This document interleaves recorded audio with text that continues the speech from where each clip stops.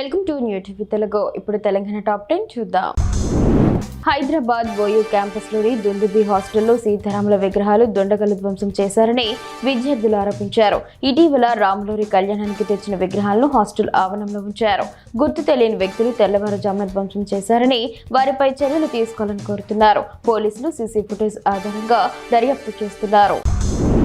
జోగులాంబ గద్వాల జిల్లా అలంపూర్ నియోజకవర్గం ధర్మవరంలో ప్రభుత్వం మంజూరు చేసిన ఇందిరమ్మ ఇంటిని ఏఐసీసీ కార్యదర్శి మాజీ ఎమ్మెల్యే సంపత్ కుమార్ ప్రారంభించారు. ఈ సందర్భంగా ఆయన మాట్లాడుతూ పేదల సొంతింటి కలను నిజం చేయడమే కాంగ్రెస్ ప్రభుత్వ లక్ష్యమని తెలిపారు. గత ప్రభుత్వం పేదల నిరుద్యోగులను విస్మరించిందని విమర్శించారు. రాజకీయాలకు అతీతంగా నియోజకవర్గ అభివృద్ధికి అందరూ సహకరించాలని ఆయన కోరారు. మార్కెట్ కమిటీ చైర్మన్ కచ్చకాయల ఎల్లయ్య నిన్నటి రోజున బీఆర్ఎస్ పార్టీ కోనరావుపేట మండల అధ్యక్షులు మల్యాల దేవయ్య ఎమ్మెల్యే ఆది శ్రీనివాస్ గురించి చేసిన వ్యాఖ్యలు విడ్డూరంగా ఉన్నాయని అన్నారు. ఎమ్మెల్యే ఏ కులం మతం పార్టీ చూడకుండా అందరికీ అతీతంగా వ్యవహరిస్తున్న గొప్ప నాయకుడని, అలాంటి నాయకుడిని పక్షపాతిగా చిత్రీకరించడం బాధాకరమని ఆయన పేర్కొన్నారు. దేవయ్య చేసిన వ్యాఖ్యలను తీవ్రంగా ఖండించినట్లు తెలిపారు. హనుమకొండ జిల్లా కలెక్టరేట్ కార్యాలయంలో 99 రోజుల ప్రజాపాలన ప్రగతి ప్రణాళిక కార్యక్రమంలో భాగంగా యోగా కార్యక్రమం జరిగింది.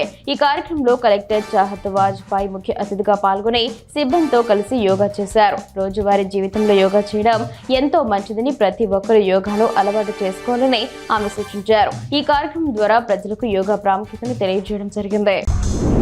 ప్రధాని మోదీ సంసద్ ఖేల్ మహోత్సవ్ ద్వారా గ్రామీణ క్రీడాకారులను జాతీయ స్థాయికి తీసుకువెళ్తున్నారని మహబూబ్ నగర్ పార్లమెంట్ ఇన్ఛార్జ్ ముచ్చర్ల జనార్దన్ రెడ్డి అన్నారు. జడ్చల నియోజకవర్గం ఊత్కొండలో జరిగిన క్రీడల ముగింపు వేడుకల్లో ఆయన పాల్గొన్నారు. ఈ సందర్భంగా విజేతలకు బహుమతులు అందజేసిన ఆయన మండలాన్ని క్రీడల్లో అగ్రగామిగా తీర్చిదిద్దుతామని పేర్కొన్నారు. ఈ కార్యక్రమం గ్రామీణ క్రీడాకారులకు ప్రోత్సాహాన్ని అందిస్తూ వారిని జాతీయ స్థాయిలో రాణించేలా ప్రోత్సహిస్తోంది. యాదాద్రి భువనగిరి జిల్లా చౌటప్పల్ పట్టణ కేంద్రంలోని జాతీయ రహదారిపై ఫ్లైఓవర్ బ్రిడ్జ్ నిర్మాణ పనుల కారణంగా భారీ ట్రాఫిక్ జామ్ ఏర్పడింది. హైదరాబాద్ వైపు వెళ్లే వాహనాలు సర్వీస్ రోడ్డు గుండా మళ్లించడంతో 3 కిలోమీటర్ల మేర వాహనాలు నిలిచిపోయాయి. వారాంతపు సెలవులు, శుభకార్యాలు ఉండడంతో హైదరాబాద్ వైపు వెళ్లే వందలాది వాహనాలు ఈ జామ్లో చిక్కుకున్నాయి. మహబూబాబాద్ జిల్లా గూడూరు నియోజకవర్గంగా ఏర్పాటు చేయాలనే డిమాండ్తో నియోజకవర్గ సాధన జేఏసీ ఆధ్వర్యంలో గూడూరు నుంచి మహబూబాబాద్ వరకు 50 కార్లతో భారీ ర్యాలీ చేపట్టారు. అయితే పోలీసులు ర్యాలీని అడ్డుకుని కేవలం 4 కార్లను మాత్రమే మహబూబాబాద్ కలెక్టర్ కార్యాలయానికి వెళ్లేందుకు అనుమతించారు.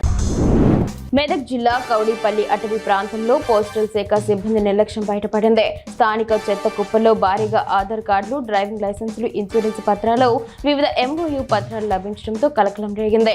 ప్రజలకు చేరాల్సిన ఈ ముఖ్యమైన పత్రాల్లో బాధ్యతారాహిత్యంగా పారేయడంపై స్థానికులు తీవ్ర ఆగ్రహం వ్యక్తం చేస్తున్నారు. బాధ్యులైన సిబ్బందిపై తక్షణమే కఠిన చర్యలు తీసుకోవాలని వారు డిమాండ్ చేస్తున్నారు. బెల్లంపల్లిలోని శాంతిఖని గని ఆవరణలో టీఎన్టీయూసీ నాయకులు బాయిబాట కార్యక్రమం నిర్వహించారు. అధికారుల నిర్లక్ష్యం వల్లే బొగ్గు ఉత్పత్తికి ఆటంకం కలుగుతుందని నాయకులు మణిరామ్ సింగ్ ఆరోపించారు. కంటిన్యూస్ మైనర్, బోల్డర్ మైనర్ వంటి భారీ యంత్రాలు తెచ్చిన ఉపయోగం లేదని ఆగ్రహం వ్యక్తం చేశారు. ఈ కార్యక్రమంలో పలువురు టీఎన్టీయూసీ నాయకులు పాల్గొన్నారు.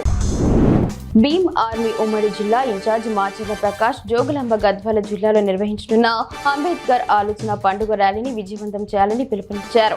ఐజా మండలం చిన్న తాండ్రపాడు, కేశవరం గ్రామాల్లో పర్యటించి కరపత్రాలను విడుదల చేశారు.